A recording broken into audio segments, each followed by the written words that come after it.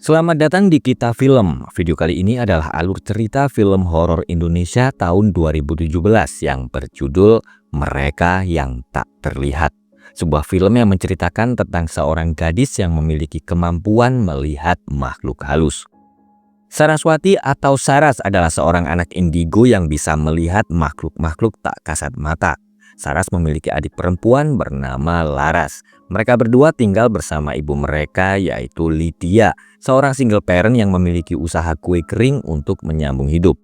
Lydia heran karena Saras tidur di kamar neneknya yang baru saja meninggal. Dia lalu marah-marah karena melihat Saras memegang kalung neneknya. Lydia semakin heran karena Saras berkata bahwa neneknya tidak suka dengan kalung yang dipakaikannya di peti mati. Saat Saras mulai beranjak dewasa, dia semakin sering melihat makhluk-makhluk yang tak kasat mata. Di sekolah, temannya yang bernama Adit adalah satu-satunya orang yang memahami Saras dan tidak menganggapnya aneh. Suatu malam Saras terpaksa harus ke sekolah karena bukunya ketinggalan, sementara besok ada ujian, tapi Laras memaksa untuk ikut. Saras akhirnya mengajak adiknya ke sekolah dan di kelas dia melihat ada hantu perempuan di atas loker. Saras segera keluar dari kelasnya dan melihat penampakan hantu-hantu yang ada di sekolah itu. Sesampainya di rumah, Saras ketakutan karena hantu-hantu itu mengikutinya. Lydia lalu heran melihat Saras yang sedang ketakutan, tapi dia menganggap kelebihan Saras itu tidak masuk akal. Butuh waktu bagi Saras untuk membiasakan diri agar bisa membedakan arwah yang meminta pertolongan atau yang hanya sekedar mengganggu. Beberapa hari ini Adit tidak masuk sekolah dan Saras tidak bisa menghubunginya. Saras yang akan tidur lalu terkejut karena Adit berada di kamarnya. Dia lalu berteriak ketakutan karena melihat leher Adit tiba-tiba tersayat. Tapi Saras ternyata hanya bermimpi. Pada saat Saras pergi ke rumah Adit, rumahnya ternyata kosong. Tetangga Adit mengatakan bahwa keluarga Adit menginap di Bandung dan belum pulang. Setelah mendengar itu, Saras memberanikan diri berangkat ke Bandung sendirian. Dan saat di kereta api, Saras bertemu dengan bermacam-macam hantu. Sesampainya di rumah Adit di Bandung, Saras melihat sesuatu yang mengerikan ketika dia memegang pagar rumah. Melalui mata batinnya, Saras melihat seorang pria sedang merampok rumah Adit. Dia juga melihat pembantu Adit yang bernama Mbok Sumi sedang bersama adik Adit yang sedang disekap. Adit lalu masuk ke dalam kamar untuk menyelamatkan adiknya, tapi perampok itu menghabisi Adit dengan sadis. Setelah melihat kejadian itu, Saras tiba-tiba pingsan. Saat sadar, Saras berada di dalam rumah Adit karena Mbok Sumi ternyata membawanya masuk. Mbok Sumi lalu memberitahu bahwa Adit dan adiknya telah meninggal. Dia bercerita bahwa malam itu orang tua Adit sedang pergi, lalu ada perampok yang masuk ke dalam rumah dan membunuh mereka berdua. Saras kemudian terkejut karena perampok yang dilihatnya ternyata adalah anak Mbok Sumi yang bernama Abdul. Saras kembali ke Jakarta dengan ditemani oleh arwah Adit. Dia bercerita bahwa Abdul dan Mbok Sumi sudah bekerja di keluarganya sejak dia kecil. Adit tidak menyangka Abdul dan Mbok Sumi akan melakukan itu karena dia sudah menganggap mereka berdua seperti keluarganya sendiri. Polisi akhirnya menangkap Abdul dan Mbok Sumi atas perbuatan mereka. Seiring berjalannya waktu, kepekaan Saras semakin bertambah dan dia memiliki dua orang teman yang memahami kondisinya. Mereka adalah Irina dan Yova. Malam itu, mereka sedang makan bakso di warung. Di situ Saras kemudian sadar ternyata pemilik warung itu memanfaatkan makhluk gaib untuk melariskan usahanya. Suatu hari Laras bermain jailangkung bersama teman-temannya. Saras yang melihat itu lalu memberitahu adiknya kalau arwah-arwah yang mereka undang sudah banyak yang datang. Saras tiba-tiba kerasukan salah satu arwah yang hadir di situ. Arwah itu memarahi Laras karena dia dan teman-temannya telah memanggil mereka datang. Saras terbangun di alam bawah sadarnya dan melihat Laras sedang dalam bahaya. Nenek Saras lalu muncul dan dia menyuruh Saras segera kembali untuk menyelamatkan adiknya. Karena khawatir dengan kondisi Saras, Lydia meminta tolong kakaknya yang seorang psikiater. Dia bernama Rima. Setelah mendengar cerita Lydia, Rima berkata bahwa Saras tidak membutuhkan psikiater, melainkan sosok seorang ibu.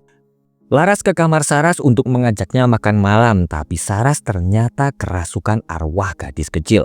Saras menangis dan bertingkah seperti anak kecil, tapi tiba-tiba ada sosok lain yang merasukinya.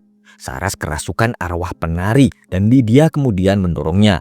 Arwah yang masuk ke tubuh Saras kembali berganti, tapi kali ini arwah itu berkata bahwa Lydia harus bisa menerima kelebihan yang Saras miliki. Ternyata sosok yang merasuki Saras adalah neneknya.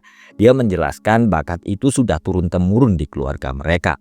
Besoknya Saras mendapat gangguan saat dia sedang di toilet sekolah. Saras keluar dari toilet. Dia melihat kaca yang berserakan dan ada sosok arwah siswi SMA yang tiba-tiba muncul di cermin. Arwah itu terus mengikuti Saras yang sedang di perpustakaan dan dia seperti ingin menyampaikan sesuatu. Arwah siswi SMA itu ternyata bernama Dinda. Semasa hidupnya, dia hanya tinggal berdua dengan ibunya yang bernama Budayu. Di sekolah, Dinda sering dibully oleh Citra dan teman-temannya. Citra adalah siswi populer di sekolah dan semua siswi ingin menjadi temannya. Dinda pun rela melakukan semuanya agar dia bisa berteman dengan Citra. Sampai pada akhirnya Citra berkata bahwa Dinda telah lulus ujian untuk bergabung dengan kelompok mereka. Suatu malam, Dinda pamit kepada ibunya karena dia akan menginap di rumah Citra. Budayu merasa heran karena Dinda telah berubah dan meskipun dia sudah melarangnya, tapi Dinda tetap pergi ke rumah Citra. Ternyata Citra dan teman-temannya telah menjebak Dinda. Mereka menyuruh Dinda berfoto tanpa baju dan besoknya Citra menangis karena tahu kalau fotonya ada di majalah dinding sekolah. Dinda yang merasa sedih dan malu kemudian mengakhiri hidupnya di toilet sekolah itu. Budayu sangat sedih setelah kehilangan putri yang sangat disayanginya. Atas permintaan Dinda, Saras selalu pergi ke rumah Dinda untuk menemui Budayu. Sesampainya di sana, Saras berkata bahwa dia bertemu dengan Dinda. Dinda berpesan bahwa anting pemberian ibunya masih tersimpan di lemari. Saras pergi ke rumah Citra dan berpura-pura menjadi panitia buku tahunan yang mengumpulkan testimoni dari para alumni. Tapi Citra langsung terkejut saat Saras menyebut nama Dinda.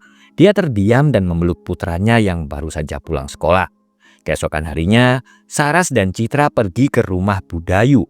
Melihat Citra, Budayu marah dan mengusir mereka, tapi Saras berkata bahwa Citra ke situ untuk meminta maaf. Budayu terkejut karena Saras bisa tahu semua yang sering dia lakukan bersama Dinda. Saras selalu memejamkan mata agar arwah Dinda bisa masuk ke dalam tubuhnya. Dinda berkata bahwa dia sangat bahagia memiliki orang tua seperti ibunya dan yang terjadi kepadanya adalah sebuah kecelakaan. Saat itu Dinda yang sangat marah memecahkan kaca majalah dinding dengan tangannya. Dia pun terluka dan bersembunyi di toilet. Tapi karena kehabisan darah, Dinda akhirnya meninggal dunia. Setelah mendengar itu, Budayu kemudian memaafkan Citra dan arwah Dinda akhirnya bisa pergi dengan tenang. Saras sedang menonton film di bioskop bersama Irina dan Yova. Saat Irina ke toilet, Saras tiba-tiba melihat penampakan sebuah kecelakaan motor melalui mata batinnya. Irina memberitahu Saras dan Yova bahwa dia akan pulang dijemput oleh calon pacarnya yang bernama Dwi. Sesamanya di rumah, Saras kembali melihat penampakan kecelakaan itu. Karena merasa khawatir, Saras segera menelpon Irina untuk memastikan keadaannya. Tapi Irina ternyata pulang naik mobil bersama Dwi.